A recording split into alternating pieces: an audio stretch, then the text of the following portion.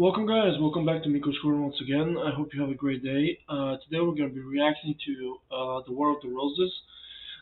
This is another video. I already did a video, but it was a part of a 50-minute video. I did 28 minutes. This is another video. This is only 12 minutes. I hope it's going to be interesting. I hope you like it.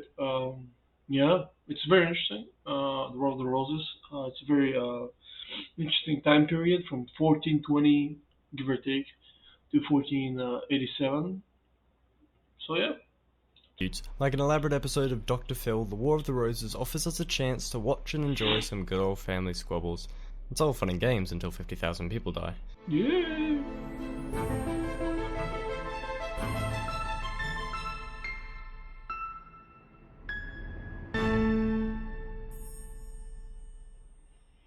Hello and welcome to Feature History, featuring the War of the Roses, an epic century-long civil war that pitted brother against brother, father against son, and fifth cousin once removed against fifth cousin once removed, all for the grand prize of the English throne, because it was very, very comfortable. It brought dynasties to an end, impacted wars that would change history forever, ended the medieval era, and had two absolutely gorgeous flowers. I hope the edge of your seat is extra cushioned because we're going on a ride of drama. Our story begins in the late 14th century and carries to the 15th century. These two centuries were characterized in crisis. Famines, plagues, and the start of the adorably named Little Ice Age would bring Europe to its knees. With near-apocalyptic-like destruction at the hands of Mother Nature, war and revolt would become commonplace. Ever since William the Conqueror indulged in his namesake and conquered England in 1066, the ruling dynasties of France and England had been closely interlinked. It would typically lead to skirmish, but in 1337 the game would change. King Edward III of England believed he was the rightful heir to the throne of France, and when Philip IV challenged England's territorial claims, Edward responded by attempting to take the throne of France, beginning the Hundred Years' War. Edward III's eldest son, Edward the Black Prince, was heir to the popular king and made good impressions with his success in the war against France. Those campaigns would take their toll though and kill the prince in 1376 by giving him a nasty case of the shits. Not too bad though, Edward III had three other... Dysentery basically killed everybody back then. Forget dysentery, disease in general. I mean, we saw, if you guys have seen my series on Napoleon, how even in the 19th century, disease was so deadly, let alone the 14th and 15th century. Back then, I mean... The living sons to take up the position of king. John, Duke of Lancaster, Edmund, Duke of York, and Thomas, Duke of Gloucester. Edward III died a year on from his eldest in 1377, and the throne was left to Richard II, the son of the Black Prince, passing an entire generation and posing a middle finger to the sons. Richard was 10 when he took on the family business, and the sons deemed him maybe not the best choice for this kind of thing. His reign was considered by most to be the work of a child, which is exactly what it was. As well as not being a favourite with peasantry, he was hated by the nobility. Thomas attempted to undermine the king, and he led a coalition of powerful nobles against Richard in 1388, which saw the king's power significantly handicapped. This would set a trend for the near century to follow. One notable noble in that group was Henry, son of John, and so naturally carrying on the name of Lancaster. He, Thomas, and the others were satisfied in their victory and so would rest easy for a decade. Well, not too easy, they were still at war with France. Richard would inevitably strike back against this, and he did in 1397 by dissolving Thomas's coalition and arresting him, and also probably getting Thomas de Morbray to murder him too. Henry was spared the prison time and good old medieval shanking. Despite mercy, Henry was not happy with this turn of events and came into conflict with... sometimes mercy is good. Mercy shows that you respect and shows a good side of your character. On the other side, how many times mercy has not paid off? In this case, Henry IV is gonna kill, or at least depose, Richard II in 1399. Now, I'm gonna skip forward a little bit. When Edward IV, I'm not gonna get into it, it's a little bit later, he's the King of England. He spares Henry VI. He spares his wife, who was previously the King of England. And it backfires, you know? It backfires, so, I don't know. If you're gonna take the throne of England, might as well kill everybody, you know? Then again, Richard III killed his nephews, and then he was hated by everybody, so, I don't know. Marbury, eventually challenging the man to a duel of honour. Marbury accepted, but Richard intervened, banishing them both and upsetting the nobility, fearing they were losing their rights to the interventionist king. Whilst Henry was banished, his father, John, passed away in 1399. Richard held John's holdings and titles, keeping them from Henry. Henry was sufficiently fed up with Richard. Given there was no HR to file a complaint to, he decided to instead amass an army and invade England while Richard was campaigning in Ireland, seizing control in his absence. Upon Richard's return, he took the glorious route of giving himself up and going to prison. And dying. Henry became King Henry IV, and the Red Rose of Lancaster was established on the throne. Despite minor unrest, Lancaster rule endured, passing on from Henry IV to... And this is the guy. This is the guy. Henry V. It's my guy, man. Then indulged the whole death part of war in 1422, leaving his only infant son, Henry VI, to take up the throne. The young boy spent his early years in the regency of several noblemen. What was that about? I mean, again, the video is only 12 minutes, but like, it's Henry V. You're gonna skip over the guy? The guy conquered half of France. What do you mean? Most importantly, Richard, the Duke of York, the great-grandson of Edward III. By the way, so what happened? Henry V was an incredible military leader, very, very smart, very powerful. But he was a military genius, and he brought so much prestige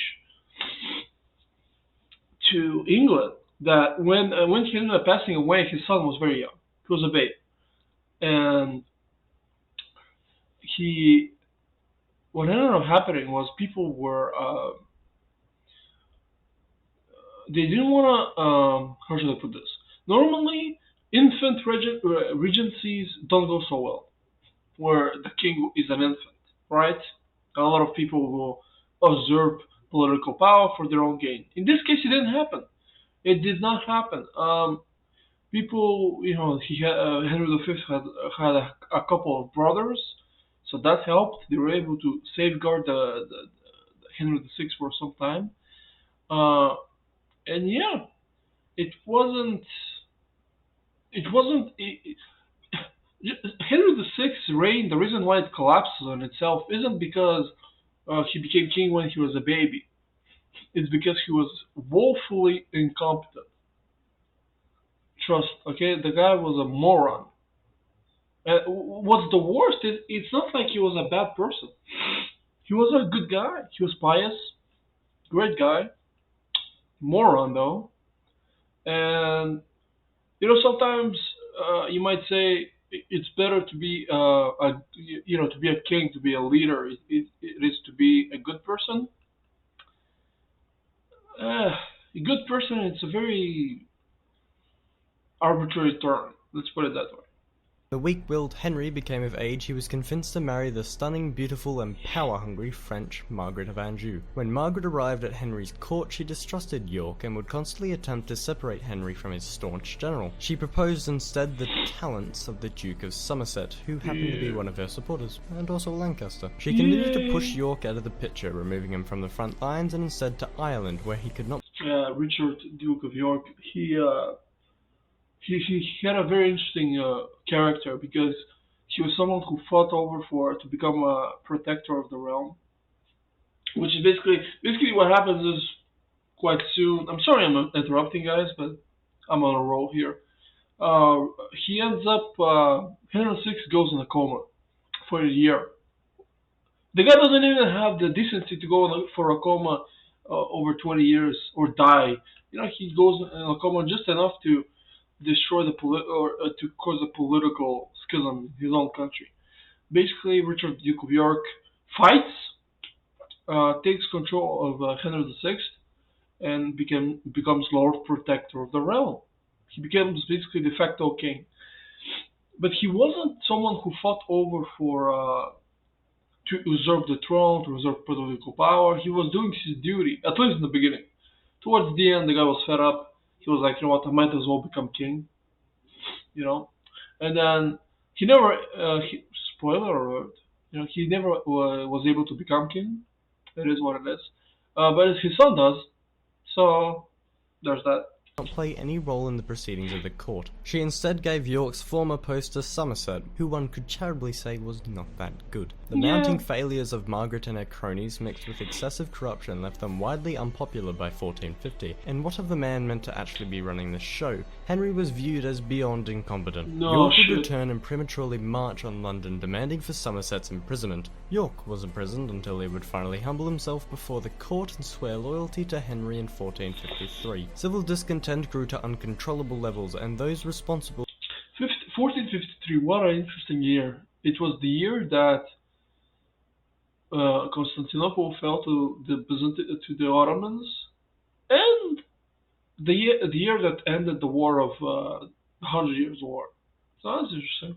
Would have to be held as such. York and his Yorkist faction strived for Margaret, Somerset and their Lancaster accomplices' power to be revoked and their influence removed. That opportunity would be offered to them later the same year. Henry's failures led to defeat in the 100 Years' War, and his rational reaction was to have an absolute mental breakdown. A regency was set up in the king's mental absence, and the popular York was to take up the title of Lord Protector. York quickly got down to business and placed Somerset in prison and began to implement reforms. Before he could appreciate his work, though, Henry managed to recuperate to his wife shrieking of how York is ruining everything. York's position was revoked, his reforms reversed, and Somerset released. York, alongside his ally, the wealthy Earl of Warwick, knew the Queen surely had it in for them now, and so rose their armies in the north of England in hopes of deposing Lancastrian power by force. The War of the Roses would begin on the 22nd of May 1455, when the White Rose of York combated the Red Rose of Lancaster in the First Battle of St. Albans. The battle would end in a decisive Yorkist victory and Somerset's death. Henry was captured by York, and his release was negotiated on terms that York would have his title of Lord Protector returned to him. Henry, being a poor loser, would once again suffer a bout of mental dysfunction for a period of months. He would recover once again to his wife's demands for York's disposal and would once again comply. This would cause York and Warwick to fear for their lives, as this time they felt Margaret would come down hard on their descent, and so would flee the country and go their separate ways in 1459. Margaret had them labelled as traitors and attempted to see to their arrest. York would stay in hiding as Warwick took the grander approach of defending his fortress in Calais and launching raids against the Lancasters. In 1460, Warwick turned it up a notch. You know what's interesting? Calais was a city in France. That was the last holding of the English in France. They had other holdings. They had Normandy and parts of Aquitaine, but they ended up losing it all. And Calais ended up being their last holding. I think they held it in 1568, I think, maybe even longer. I don't remember. But what's interesting is Calais ended up becoming a pirate city. Yeah, no shit, because Warwick ended up using his military on Calais to gain power, to gain money. And how do you do that? You become a pirate. So he became a pirate. I mean, that's hilarious. By straight up invading England and taking London and Kent to much applause. York and Warwick were far more popular than the corrupt Margaret and obedient Henry. The Battle of Northampton soon after Warwick's landing would see him meet the Lancastrian challenge and defeat it, capturing Henry. Again. York returned to England after Warwick did all the hard stuff so that he could assert his claim to the throne, having himself and his children designated as heir to the throne upon Henry's death. Yeah. That's what he did. Now, the reason why that's important is he didn't take the crown from Henry VI's head. He said, when Henry VI dies, I will become king.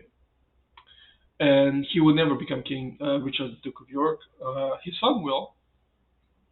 But the reason why that is interesting is that Henry V did the same thing 30 years prior. When he was in France, he fought Charles VI, who was a mad king. I hope I'm not mistaken. It is Charles VI, I'm pretty sure.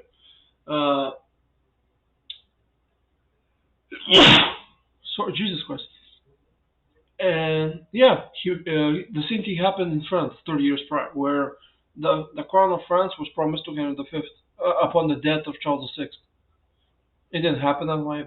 Death. Margaret was livid.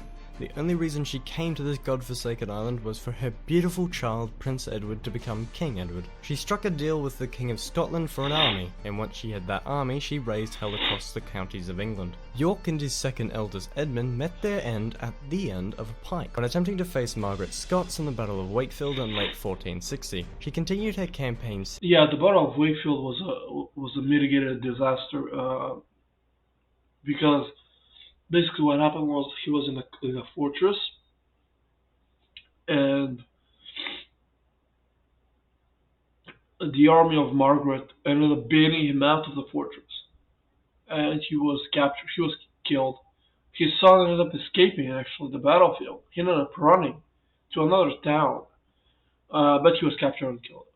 Southward, beating back Warwick in the Second Battle of St. Albans and discovering her husband sitting quietly beneath a tree. After retrieving the bargaining piece that was her husband, she retreated to the north to consolidate, leaving London without any king. The late York's eldest, Edward, would meet with Warwick and his surviving men and enter London. The Bishop of London would talk with the boy and then ask the people of London for their judgment. The crowds would shout back, "King Edward." As de facto king, Edward IV's goal was to remove Henry from power. He and Warwick would pursue Margaret's army and meet them outside York in the Battle of Towton on the 29th of March 1461. They fought a brutal battle accompanied by a blizzard and a dramatic narrative of revenge. In the end, 28,000 men lay dead and Edward stood the victor. It appeared as if Edward had finally ended the War of the Roses and a Yorkist victory. But if that was so, I'd be rolling pictures now and talking about how the war was significant or some faff, but I'm not. Warwick started negotiations for Edward's marriage to a French princess early, seeking to secure power for Edward. Oh yeah, here we go again. Basically the Robb Stark of the 15th century. What happens is, there were a lot of options. Now, not exactly Robb Stark. Robb Stark was a moron when it came to politics. For a little bit of context, he's gonna marry someone who he's not supposed to marry. Someone of low birth-ish. And there were two arguments. On the one side, you could say he could have married a French princess, a Burgundian princess. Maybe he could have gone north to Scotland. And what ended up happening was he ended up marrying a Woodville, Elizabeth Woodville, who, by their name, you can, basically assume they're not foreign. They're English. Alright? So, why is this important? Because, first of all, it humiliates Warwick, because the guy was all over the court of France arranging marriages. So that's not good. But what happens is, he ends up marrying someone for no political gain. At least on the surface. Now, his point of view, and many people's point of view, is that, well, he achieved a lot of political gain by stabilizing the nobility with the Woodvilles and giving them power and basically interconnecting I think they had lands in the north, if I'm not mistaken. But yeah, it just didn't work out, man. In my opinion, in retrospective, huge mistake, because what ends up happening, I don't want to spoil it, but yeah. Betrayed to discover that Edward had fallen in love with a widow and married her in secret. Warwick knew that Edward was far too ignorant of politics and deemed that he must right the wrong he had made. He threw away his ties to the Yorks and decided to instead side with the Lancasters. Yeah, it's a little bit more complicated. Edward's envious brother, George, and decided France to create an allegiance. Oh my god, jeez, this guy. George, Duke of Clarence. Talk about a moron. But because on one side you have Edward IV, right, the elder brother. The middle brother, this guy. This fucking moron, George, Duke of Clarence. And the third guy is Richard III, Duke of York. Was he Duke of York? I'm pretty sure he was. Anyways, why was he bitter? Because he was the middle brother. And his brother, his first brother, was a king. Prestige and all that. Very good military commander. His younger brother, Richard, was also a military genius. He was the middle brother, he was a moron. And this. with his former mortal enemy, Margaret, on the request of the French king. After multiple marriages and several handshakes, a plot to depose Edward IV was in place. Warwick invaded England in 1470 as Edward attempted to suppress Lancaster rebellions. Catching his former friend off guard, Edward was forced to flee. He chose to accompany himself with his youngest brother and loyal supporter, Richard, Duke of Gloucester. Warwick decided to now toe the party It was the Duke of Gloucester. That's right. and use Henry IV, placing him back on the throne and offending George. George's whole motivation was to take the throne for himself, not to bring back the old guard. Yeah. Make no mistake, Henry might have been on the throne, but it was Warwick calling the shots. Warwick had England befriend France and was tempted into a war against Burgundy, which proved to be a fatal mistake. Charles of Burgundy would offer the estranged Edward the funds to take back his throne, and so Edward would go to war. Edward invaded in 1471 and would meet his brother George, who would beg for forgiveness. Forgiveness he would be given. Edward then confronted Warwick's army in thick fog and, using the confusion to his advantage, defeated the outnumbering force in the Battle of Barnet and slaying Warwick. Margaret arrived on the Isle at the very same day only to hear of Warwick's demise. She decided to cast her lot in her men and confront Edward in the Battle of Tewkesbury. Edward proved the superior commander. Prince Edward, the cruel child, was killed and his mother taken captive by the Yorks. It was only by a ransom paid by the French king would she return home. The father would meet the same fate as the son. Henry VI was murdered soon after the battle, finally removing the Lancaster problem. York power was restored and the War of the Roses has finally ended in a Yorkist psych, whilst the remainder of Edward... Actually, Edward IV was a very good king. He was a lecherous king who liked to party and the ladies, but he was a very good king. In terms of administration, in terms of warfare, he was very good. Unfortunately, his reign was... He had a pretty good reign of like, give or take 20 years overall. Pretty good reign, actually. Compared to others, compared to Henry VI's reign, I mean, I could have a better reign. Edward's rule was fine, the problem of succession were bound to crop up. Upon Edward's sudden death in 1483, his son's succession was prevented by Edward's once loyal brother, Richard. See, there was a point to me mentioning him. Richard claimed that due to Edward's secret marriage, none of his children were legitimate, and so had the princes conveniently disappear so he could sit his behind on the throne of England. Richard III's mad and blatant power grab shocked onlookers, but surely no one remained. So what was about to happen? People, you have to understand this. Listen. 2 weeks! 2-3 weeks before Edward IV died, there were talks in place for his daughter. He has a daughter called Elizabeth of York. The reason why that's important is the following. There was another claimant called Henry Tudor, who was in France, who fled to France, and he was in Brittany and biding his time and all that. And he was afraid of the King of England killing him because he had a claim to the English throne through a long way away, but he still had a claim. I think his grandmother, was it his grandmother or mother? One of the two was the wife of Henry V. Anyways,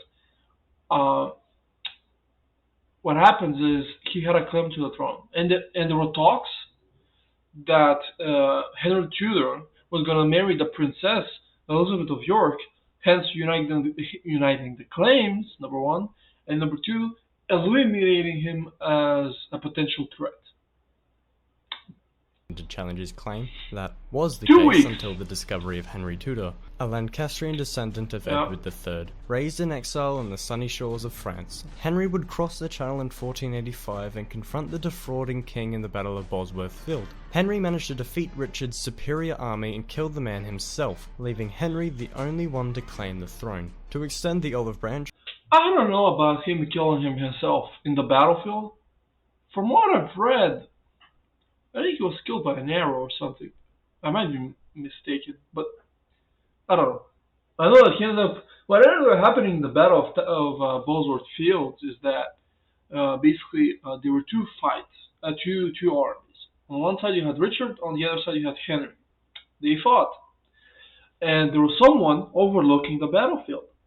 Who was that, you might say? Well, that was the stepfather of Henry.